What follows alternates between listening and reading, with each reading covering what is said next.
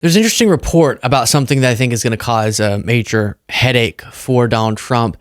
In the wake of him signing an executive order, and I know there's so much going on, but this one among hundreds, and I don't see as much discussion about this as I think there would be if there weren't so much going on, was about declassifications, declassifying information and making public all sorts of files relating to JFK, MLK, RFK. And so we're sort of waiting, excuse me as I'm punching my mic, for that to actually happen, but the executive order has been signed. And for a lot of MAGA folks, there's a moment of sort of maybe all of our conspiracy theories are going to come true and maybe we're right about the deep state or whatever it might be. But there's one that they've even started noticing wasn't included in these declassifications. Epstein. Epstein's at the center of so many of their worldview frameworks. And so Mediaite's reporting that GOP senators say Trump should release Epstein files, even if he's named in them. We deserve to know. So I think if Trump goes on to tout, see, look at how transparent we're being, we're revealing documentation, all these sensitive subjects, but then even Republicans, as we're going to get into in more depth in a second here, are saying, wait, why are you not releasing the Epstein ones? There's at least a PR problem with that, I guess you could say. Let's get into it a little bit more. But first, here is Trump signing the executive order that I referenced. While you watch, please do click the subscribe button. Relating to the assassinations of President John F. Kennedy, Senator Robert F. Kennedy, and the Reverend Dr. Martin Luther King Jr. That's a big one, huh? A lot of people are waiting for this for years, for decades.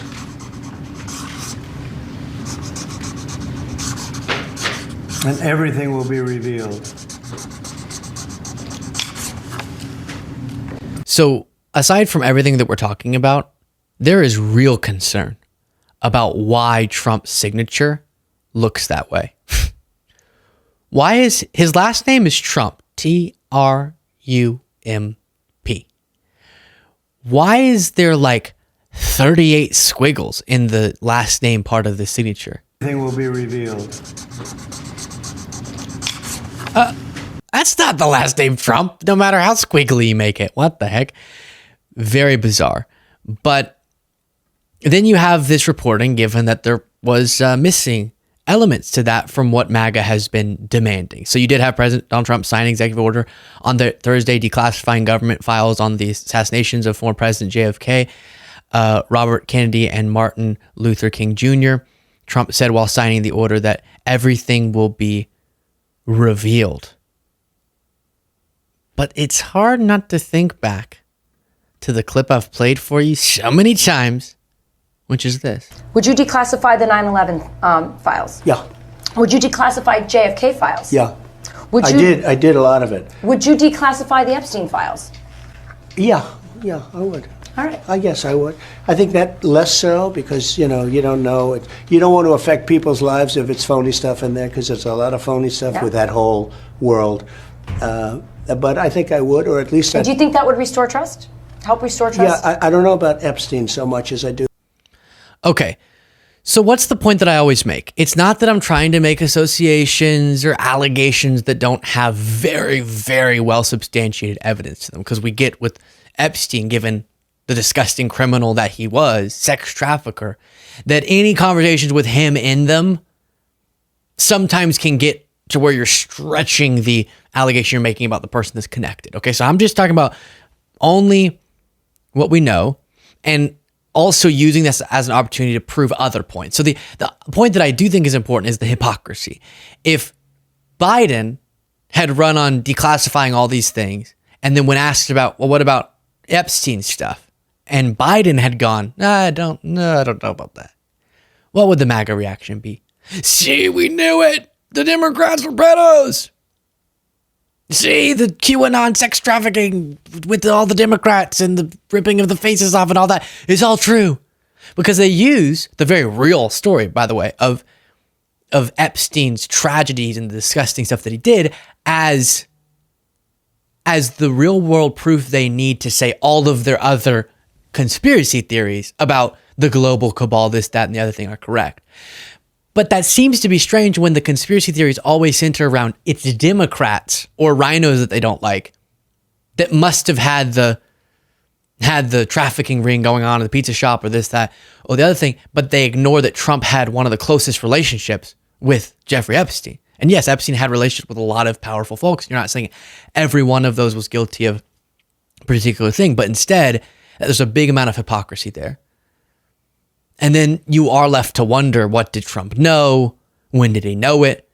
Because of how close they were and how long these rumors and then allegations and then ultimately proven in court of law actions had been floating around. And then I have a second point I want to make about this, and then we'll read the quotes from the Republicans saying, even if Trump's named in these, let's be transparent on it. But first, here is a little bit more of Trump being asked about the declassifications. Will you investigate these assassination attempts? And you stated that you will release the files, all of the files, as it relates to the JFK assassination. And by the way, this is his desk. Yeah, that's right. This is where John Kennedy, little That's John a Kennedy. movable door. Yeah. It's a little door there. That's where John was. John, yeah. And RFK, and also Martin Luther King Jr., and that you will be transparent. This was going to happen in the first So many term. people have asked me to do that. And I did it with Kennedy to an extent. Right. But I was asked by some of our government officials not to. And, you have to respect them. I was actually asked by Mike Pompeo, who's Secretary of State, not to. And so then he decided to go ahead and declassify those things. But again, not 9/11, which he brought up, or Epstein. And before going further, just so you know, I actually understand why certain things have been classified for a super long time. I don't know why. I don't know the exact reasons, but I'm saying I can think of and have heard specific examples of just information that it does nobody good, or it's not national security wise good, or any of that. And then there are a lot of things I go, oh, it'd be nice to have more transparency on that. So it's not me saying, which is often the MAGA argument, that anything that Trump decides to keep classified on a particular issue means he's hiding something, which is what they would say about Biden. But it is reasonable to hold him to the standard that he seems to often align with, which he's very happy, like with the drone thing and others, to cast doubt on the credibility or the intentions of Democrats when they're the ones in power. But before my major point on this, media reporting in the wake of President Donald Trump ordering the classification of the federal government files regarding the assassinations of the folks that I just mentioned, you have people calling on him to issue a similar order regarding deceased registered sex offender Jeffrey Epstein, including some Republicans. Epstein was convicted of all the things that we've discussed. You have the updates there. And then the note about Trump being friends with Epstein for quite some time, but materials related to Epstein were not included in Trump's first week executive order releasing information about the King and Kennedy assassinations. And then Senator John Kennedy, a Republican, said he would like to see them and added he didn't know why Trump didn't include Epstein when he ordered the other files to be released. If I talk to him, I'll ask him, but I'd like to see them. I'll be the first in line. Kennedy stuck by his answer even if Trump was mentioned in the files. I don't care if he's named in them. The American people are entitled to know the truth. The man's dead as Jimmy Hoffa. He's gone, and his sidekicks in jail were entitled to know what he did, who he did it with, and whether he broke any laws. And then Texas' junior senator took a similar tack, saying the president should absolutely declassify the Epstein documents. I have long called for the administration to release the Jeffrey Epstein files and also the P. Diddy files, said Senator Ted Cruz. We deserve to know. And you have others. So you even have people in his party putting pressure on him. And even when asked specifically about, well, they did have a friendship, do you think it's because he thinks maybe there's not even a mention of a particular the type of thing that you would think of, but instead just that all of the mentions of Trump, he flew around with Epstein, he hung out with him, that would make Trump look bad or would cause people to ask more questions. So he just doesn't want to go through that for whatever reason. And Republicans are saying, no, we want it. We want to see. And that comes back to, I'd also like transparency on this, but But it's so ridiculous how they always hold people to different standards. So when it's Biden as president, you would hear a lot of MAGA folks saying the reason why he hasn't worked harder to make more public or transparent information related to Epstein with whatever powers the president could leverage to do that, that's because he must be hiding for his buddies or for himself. And then they would take that to just start making completely evidence-free allegations about all sorts of people. But then Trump, who actually has a well-established relationship, or he did, with Epstein, they won't jump to crazy conclusions. And I don't think they should jump to crazy conclusions, but that's what they do with the Democrats.